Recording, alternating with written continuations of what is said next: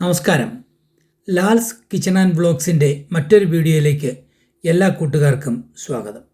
കഴിഞ്ഞ നമ്മൾ ചെയ്ത ലക്സംബർഗിലെ അൺസ്കിൽഡ് ജോബുകളുമായി ബന്ധപ്പെട്ട വീഡിയോയുടെ താഴെ വന്നിട്ടുള്ള പല കമൻറ്റുകൾക്കുള്ള മറുപടിയും എങ്ങനെയാണ് ഇവിടേക്ക് ജോലിക്കായി അപ്ലൈ ചെയ്യേണ്ടുന്നത് എന്നും അതുപോലെ അൺസ്കിൽഡ് ജോലികൾ ഏതൊക്കെയാണ് എന്നും അത് എങ്ങനെ അപ്ലൈ ചെയ്യാമെന്നും മറ്റുമുള്ള കാര്യങ്ങൾ വിശദമായി നിങ്ങളോട് പറയാനാണ് ഇന്നത്തെ ഈ വീഡിയോ. ആദ്യമേ തന്നെ പറയട്ടെ, വീഡിയോ സ്കിപ്പ് ചെയ്യാതെ കാണണം, എങ്കിൽ മാത്രമേ അതിൽ പറയുന്ന കാര്യങ്ങൾ വ്യക്തമായി മനസ്സിലാകുകയുള്ളൂ. വീഡിയോയിലേക്ക് പോകും മുമ്പ് ഈ ചാനൽ ഒന്ന് സബ്സ്ക്രൈബ് ചെയ്തു വച്ചേക്കുക, തൊട്ടടുത്തുള്ള ബെൽ ബട്ടൺ കൂടി എനേബിൾ ചെയ്തു വച്ചേക്കുക. അപ്പോൾ ഞങ്ങൾ അപ്ലോഡ് ചെയ്യുന്ന എല്ലാ വീഡിയോയും ഉടൻ തന്നെ നിങ്ങൾക്ക് കിട്ടുന്നതായിരിക്കും. നിങ്ങൾ അൺസ്കിൽഡ് ജോലികൾക്കോ അല്ലെങ്കിൽ സ്കിൽഡ് ജോബുകൾക്കോ വേണ്ടിയായിരിക്കും ലക്സംബർഗ് എന്ന സ്ഥലത്തോട്ട് പോകാൻ ആഗ്രഹിക്കുന്നത്.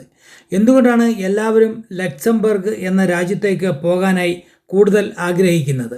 നിങ്ങൾക്കെല്ലാം അറിയാം, ലോകത്തിലെ ഏറ്റവും ചെറുതും സമ്പന്നവുമായ രാജ്യമാണിത്. ഇവിടുത്തെ ഒരു പ്രത്യേകത, ഒന്ന് സ്ട്രോങ് എക്കോണമിയാണ്. വളരെ അട്രാക്റ്റീവായ ഒരു രാജ്യമാണിത്. ഒരുപാട് തരത്തിലുള്ള ഇൻഡസ്ട്രീസ് ഇവിടെയുണ്ട്. കൂടാതെ ഫേവറബിൾ ടാക്സ് റെജീം. യൂറോപ്പിലെ മറ്റ് രാജ്യങ്ങളെ അപേക്ഷിച്ച്, ജർമ്മനി, അയർലൻഡ് തുടങ്ങിയ രാജ്യങ്ങളെ അപേക്ഷിച്ച് നോക്കുമ്പോൾ ടാക്സ് റേറ്റ് ഇവിടെ കുറവാണ്. 2, മൾട്ടിലിംഗ്വൽ സൊസൈറ്റിയാണ്. പ്രധാനമായും 3 തരത്തിലുള്ള ഭാഷകളാണ് ഇവിടെ ആളുകൾ സംസാരിക്കുന്നത്: ഫ്രഞ്ച്, ജർമ്മൻ, ലക്സംബർഗിഷ്. കൂടാതെ ഇംഗ്ലീഷ് ലാംഗ്വേജും ഇവിടെ ധാരാളമായി ഉപയോഗിക്കുന്നുണ്ട്. അതുകൊണ്ട് തന്നെ പറയട്ടെ, ഇംഗ്ലീഷ് മാത്രം അറിഞ്ഞാൽ ഇവിടെ വലിയ വലിയ ജോലികളിലൊക്കെ കുഴപ്പമില്ലാതെ പോകാം. എങ്കിലും അവരുടെ 3 ഒഫീഷ്യൽ ലാംഗ്വേജുകളിൽ ഏതെങ്കിലും ഒരെണ്ണമെങ്കിലും നന്നായി കൈകാര്യം ചെയ്യാൻ അറിയാമെങ്കിൽ അതൊരു പ്ലസ് പോയിൻ്റാണ്. ഇത്രയധികം ലാംഗ്വേജുകൾ ഇവിടെ സംസാരിക്കുന്നത് കൊണ്ട് തന്നെ പുറത്തു നിന്നുള്ളവർക്ക് ഒരുപാട് സാധ്യതകൾ ഈ രാജ്യത്തുണ്ട്. അതായത് പല ഫീൽഡിലും ഫോറിൻ വർക്കേഴ്സിനെ അവർ ഉപയോഗിക്കുന്നുണ്ട്. മൂന്നാമതായിട്ടുള്ളത് ഹൈ ക്വാളിറ്റി ലൈഫ്. അതിനെക്കുറിച്ച് പറയുകയാണെങ്കിൽ high living standard, excellent education, കൂടാതെ എക്സലൻ്റ് പബ്ലിക് സർവീസ്, ഇതൊക്കെയാണ്. നാലാമതായി വെൽക്കമിങ് ഫോറിൻ വർക്കേഴ്സ്. ഇതൊക്കെ ഉള്ളതുകൊണ്ട് തന്നെ ധാരാളം ആളുകൾ ഈ രാജ്യത്തേക്ക് വരാൻ താല്പര്യം പ്രകടിപ്പിക്കുന്നു. ഏതൊക്കെയാണ് അൺസ്കിൽഡ് ജോലികളിൽ ലിസ്റ്റ് ചെയ്യപ്പെട്ടിട്ടുള്ളത് എന്ന് നോക്കാം. അൺസ്കിൽഡ് ജോലിയിൽ ആദ്യത്തേത് സെയിൽസ് ആണ്. Cashier, shelf stocker, sales assistant in super market, convenience store, retail ഔട്ട്ലെറ്റുകൾ. ഇവിടെയൊക്കെ നമുക്ക് ജോലി കണ്ടുപിടിക്കാവുന്നതാണ്. അടുത്തത് ക്ലീനിങ് ആണ്. ഇത് പ്രധാനമായും ഓഫീസുകൾ, വീടുകൾ, പബ്ലിക് പ്ലേസുകൾ, സ്കൂളാവാം, ഹോട്ടലുകളാവാം. ഇവിടെയൊക്കെയാണ് ഈ ഗണത്തിൽപ്പെടുന്ന ജോലികൾ നിങ്ങൾക്ക് കണ്ടുപിടിക്കാൻ പറ്റുന്നത്. അടുത്തത് ഹോസ്പിറ്റാലിറ്റി മേഖലയാണ്. അതുതന്നെ waiter, വെയ്ട്രസ്, kitchen Porter in restaurant, hotels and cafes. ഇതൊക്കെയാണ് ഹോസ്പിറ്റാലിറ്റി മേഖലയിൽ വരുന്ന ജോലികൾ. അടുത്തത് കൺസ്ട്രക്ഷനാണ്. ഈ ജോലികൾ നമുക്ക് ഇവിടെ കണ്ടുപിടിക്കാൻ പറ്റും. കൺസ്ട്രക്ഷൻ സൈറ്റിലെ ലേബർമാർ, അതുപോലെ തന്നെ ജനറൽ ഹെൽപ്പേഴ്സ്, കൂടാതെ ലാൻഡ്സ്കേപ്പേഴ്സ്. ഇതൊക്കെയാണ് ഈ ഗണത്തിൽപ്പെട്ട ജോലികൾ. അടുത്തത് ഫാക്ടറി ആൻഡ് വെയർഹൗസ് ആണ്. ഈ ഫാക്ടറികളിലും അതുപോലെ തന്നെ വെയർഹൗസുകളിലുമൊക്കെ സാധനങ്ങളൊക്കെ പാക്ക് ചെയ്യുന്നതിനും സ്റ്റോറിംഗ് നടത്തുന്നതിനും, കൂടാതെ അസംബ്ലി ലൈൻ വർക്ക്, ഇതൊക്കെയാണ് ഫാക്ടറി ആൻഡ് വെയർഹൗസിലെ വേക്കൻസികൾ. അടുത്ത സെക്ഷൻ അഗ്രികൾച്ചറലാണ്. ഇത് കൂടുതലായും സീസണൽ വർക്കാണ്. അത് പ്രധാനമായും ഫാമുകളിൽ ഹാർവസ്റ്റിംഗ് ആൻഡ് പ്ലാന്റിംഗ്, കൂടാതെ മറ്റു പല ജോലികളും അഗ്രികൾച്ചറുമായി ബന്ധപ്പെട്ട് നമുക്കിവിടെ കിട്ടുന്നതായിരിക്കും. അടുത്തത് ഡൊമസ്റ്റിക് ഹെൽപ്പ് എന്ന ഒരു സെക്ഷനാണ്. വർക്കിംഗ് ആസ് എ നാനി എന്നാണ്. പ്രൈവറ്റ് വീടുകളിലെ കെയർ ഗിവർ അല്ലെങ്കിൽ ഹൗസ് കീപ്പേഴ്സ്, ഇതൊക്കെയാണ്. മറ്റൊരെണ്ണം ഡെലിവറി ജോബ്സ് ആണ്. ഇതിൽ പ്രധാനമായും delivery drivers, courier service, goods and packages. ഒരുപാട് സാധ്യതകളുള്ള ഒരു മേഖലയാണ് ഡെലിവറിയുമായി ബന്ധപ്പെട്ട്. ഇതൊക്കെയാണ് നമ്മൾ നേരത്തെ പറഞ്ഞ അൺസ്കിൽഡ് ജോബുകളുമായി ബന്ധപ്പെട്ട് ലക്സംബർഗിൽ ഉള്ളത്. ഇനി ഇവിടുത്തെ മിനിമം സാലറി 2570 യൂറോ ആണ് മാസം കിട്ടുന്നത്. ഇത് ഇവിടുത്തെ മിനിമം വേജസ് ആണ്. ഇനി നമ്മൾ മുകളിൽ പറഞ്ഞ പല ജോലികൾക്കും മാസത്തിൽ കിട്ടുന്ന സാലറി സ്ക്രീനിൽ എഴുതി കാണിക്കുന്നുണ്ട്. ഹൈ സ്റ്റാൻഡേർഡ് ലിവിങ് ഉള്ളത് കൊണ്ട് തന്നെ പൊതുവെ ലക്സംബർഗ് അല്പം എക്സ്പെൻസീവ് ആയിട്ടുള്ള സ്ഥലമാണ്. അതുകൊണ്ട് ഇങ്ങോട്ടേക്ക് വരാൻ ആലോചിക്കുന്നതിന് മുമ്പ് നിങ്ങൾക്ക് കിട്ടുന്ന സാലറി കൊണ്ട് ഇവിടെ ജീവിക്കാനും അല്പസ്വല്പം സേവിങ്ങിനും സാധിക്കുമോ എന്ന് നിങ്ങൾ തന്നെ വിലയിരുത്തുക. ഇനി പലരും നമ്മുടെ വീഡിയോയിൽ ചോദിച്ചിരിക്കുന്ന കമൻറ്റുകൾക്കുള്ള മറുപടിയാണ്. അങ്ങനെയുള്ളവരിൽ പലരും പ്രധാനമായും ചോദിച്ചിരിക്കുന്നത് ഇവിടുത്തെ ഫോൺ നമ്പർ തരുമോ, ഡയറക്റ്റ് വിളിച്ചു ചോദിക്കാൻ വേണ്ടിയിട്ടാണ്. ആദ്യം തന്നെ പറയട്ടെ, നിങ്ങൾ എവിടെ ജോലിക്ക് പോകണമെങ്കിലും അവിടേക്ക് വിളിച്ചു ചോദിച്ചിട്ടല്ല ആപ്ലിക്കേഷനുകൾ അയക്കുന്നത്. അവിടെ നമുക്ക് ആരെയെങ്കിലും പേഴ്സണലായിട്ട് അറിയാമെങ്കിൽ അവരുടെ നമ്പറിൽ വിളിച്ച് ചോദിക്കാം, അന്വേഷിക്കാം അവിടെ എന്തെങ്കിലും സാധ്യതകളുണ്ടോ, പുതിയ വേക്കൻസികൾ എന്തെങ്കിലും വരുന്നുണ്ടോ, അല്ലെങ്കിൽ എങ്ങനെയാണ് ആപ്ലിക്കേഷൻ അയക്കേണ്ടുന്നത് എന്നൊക്കെ. നമ്മൾ നാട്ടിൽ നിന്നും അല്ലെങ്കിൽ മറ്റു രാജ്യങ്ങളിൽ നിന്നും വേറെ ഒരു രാജ്യത്ത് ജോലിക്ക് വേണ്ടി ട്രൈ ചെയ്യുമ്പോൾ ആദ്യം നമ്മളുടെ CV മെയിൽ ചെയ്ത് കൊടുക്കേണ്ടുന്നതാണ്. ഇതിലാദ്യം യൂറോപ്യൻ ഫോർമാറ്റിലുള്ള CV ആണ്.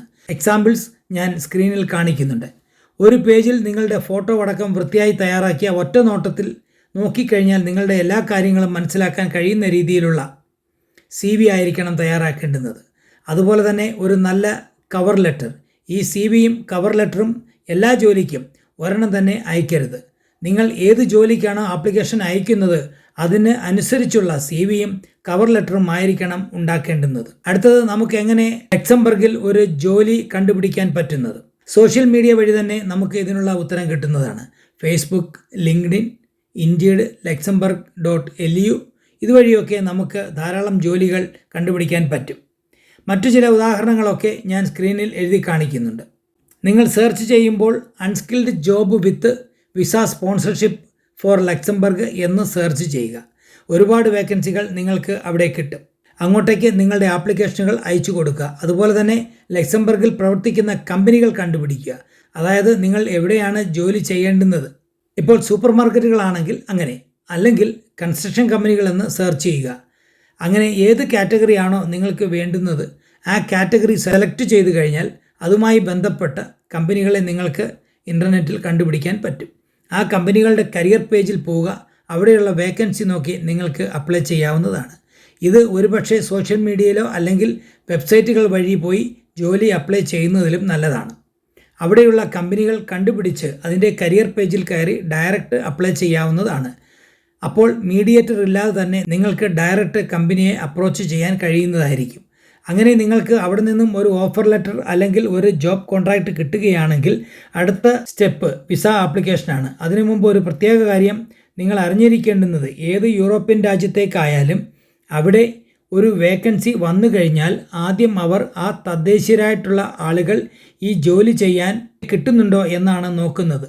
തദ്ദേശീയരായിട്ടുള്ള ആളുകളോ അല്ലെങ്കിൽ അവിടെ ഡിപ്പെൻഡൻ്റായി എത്തിയവരോ ആണ് ആദ്യം പരിഗണിക്കുന്നത്.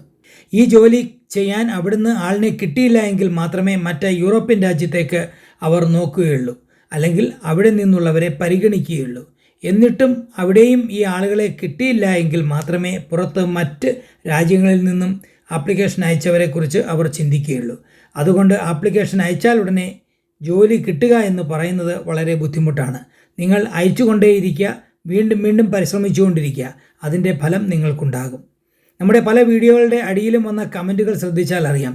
അവരൊക്കെ നമ്മളോട് ഫോൺ നമ്പറും മറ്റും ചോദിക്കാറുണ്ട്. അതുകൊണ്ട് ഒരു കാര്യവുമില്ല, ഡയറക്റ്റ് കമ്പനികൾ കണ്ടുപിടിക്കുക, അവിടേക്ക് ആപ്ലിക്കേഷൻ അയയ്ക്കുക. അടുത്തത്, എങ്ങനെയാണ് നമുക്ക് ലക്സംബർഗിലേക്ക് ഒരു വിസ കിട്ടുന്നത്, അതിന് എന്തൊക്കെ ഡോക്യുമെൻറ്റുകളാണ് വേണ്ടത് എന്ന് നോക്കാം. നിങ്ങളുടെ വിസ സ്പോൺസർ ചെയ്യുന്നതും നിങ്ങൾക്ക് ജോബ് ഓഫർ തരുന്നതും എല്ലാം നിങ്ങളുടെ എംപ്ലോയർ ആയിരിക്കും. അങ്ങനെ ഒരു ജോബ് ഓഫർ കിട്ടിക്കഴിഞ്ഞാൽ നിങ്ങൾക്ക് വർക്ക് പെർമിറ്റിന് അപ്ലൈ ചെയ്യാം. അങ്ങനെ വർക്ക് പെർമിറ്റ് കിട്ടിക്കഴിഞ്ഞാൽ ആണ് വിസയ്ക്ക് അപ്ലൈ ചെയ്യാൻ പറ്റുന്നത്. നമ്മൾ ലക്സംബർഗിലേക്ക് വരുന്നതിന് മുമ്പ് തന്നെ നമുക്ക് ഒരു temporary authorisation to stay apply ചെയ്യണം. അതിന് വേണ്ട ഡോക്യുമെൻറ്റുകൾ എന്തൊക്കെയാണെന്ന് നോക്കാം.